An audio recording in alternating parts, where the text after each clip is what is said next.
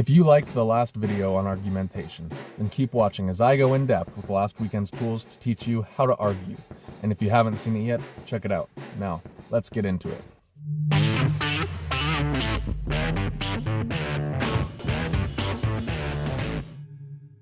Last week we went through the basic information needed to understand argumentation, structure, and two specific kinds of arguments, deductive and inductive. Now it's time to learn how to use them and how to respond to them. First, let's go over responding to an argument, and in this case it would be a deductive one. Once you understand validity and soundness in terms of a deductive argument, and someone argues that something is certain, but the reasons they give do not support their claim, you're arguing against their validity. That is, whether or not their premises guarantee their conclusion. If they have a valid argument, but even though it's valid, it isn't true, you're arguing against the soundness of their argument. Attacking an argument is like attacking someone in a suit of armor. You go for the gaps. Knowing what they're missing and going after that is essential. Even if you agree with someone, having this skill would allow you to point out where their argument would need improvement. I do this all the time. Even when I don't agree with someone, or sometimes I agree with them, I just tell them, your argument isn't completely valid. You need to work on this. I'll show you what it might look like to counter an invalid argument. Here's an invalid argument. I was gonna vote for this one politician, but then I saw that he was making deals with someone who's pretty corrupt, so that's when I realized that the politician I was gonna vote for is a corrupt man, and I shouldn't vote for him. Now, if I heard this invalid argument, this is how I would respond. I would say, the problem with this is that it's not a valid argument, because you can have a non-corrupt politician speak to a corrupt person, make deals with him, but remain uncorrupt. Therefore, your premises do not guarantee your conclusion.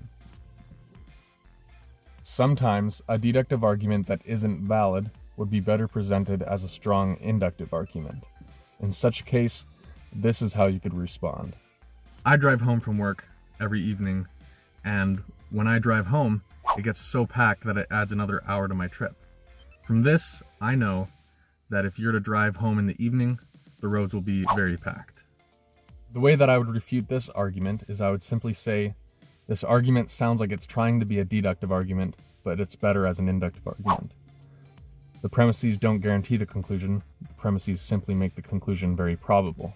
But there is the possibility, logically, that one day you'll drive on that road in the evening, and there will be only a few cars. Remember in the last video I said that an argument can have true premises and a true conclusion, but not be valid? Here's how you could respond to such an argument. I know someone who's not very smart, or at least he doesn't feel that he's very smart, and that's why he cheated on one of his exams. It's for that reason that I know that my really good friend also cheated on his exam, because he doesn't feel that he's smart enough. That was confirmed to me when my friend told me that he was feeling like he's not smart enough. The way I would refute this argument about friends that were cheating is by saying that just because one friend cheats because he doesn't feel smart is not enough to guarantee that your other friend did it for the same reason. That premise does not guarantee that conclusion, therefore it's not valid. However, when you said that your friend confirmed it himself by saying it, that alone would be enough for a valid argument. But the previous premise about your other friend is inconsequential in this argument. It does not guarantee the conclusion to be true. Now, let's move on to refuting an inductive argument. If the person you're arguing with gives an inductive argument that is weak, point out the lack of strength in their premises. In other words, show that the premises do not give the conclusion a 50% chance or greater of being true. That might look something like this. When people are drunk and they're driving, they tend to swerve around a lot. And so when I was driving today, I saw someone swerving around on the road a lot. I was thinking he was probably drunk. The way I would refute this inductive argument about drunk driving is by saying, knowing that people who are drunk swerve while they drive is not enough to know above a 50% chance that those who swerve while they drive are drunk.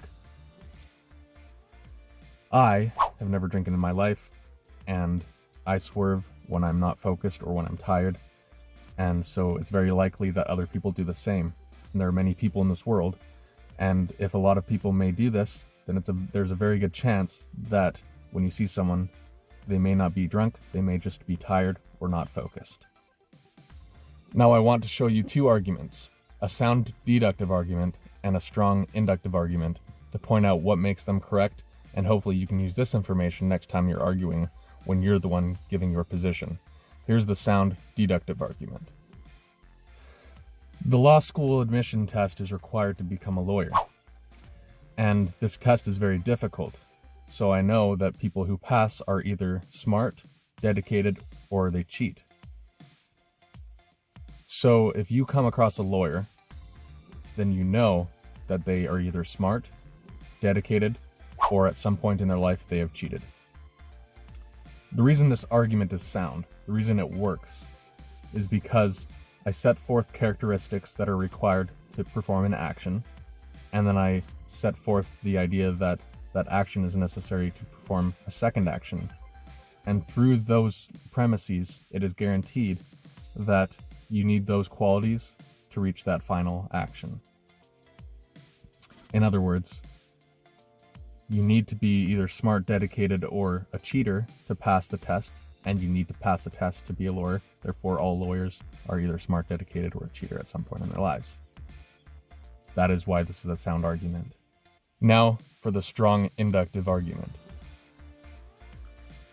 So I've gone to school for 2 terms now, and every day that I walk past this one wall, there's this beautiful mural on it.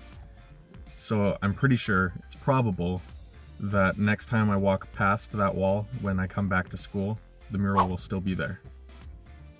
The reason why this inductive argument worked, why it's strong, is because the premises made the conclusion above 50% likely. Because now it's shown how unlikely it is that I'll go back to school and the mural won't be there. Because I've shown how often and for how long it has been there.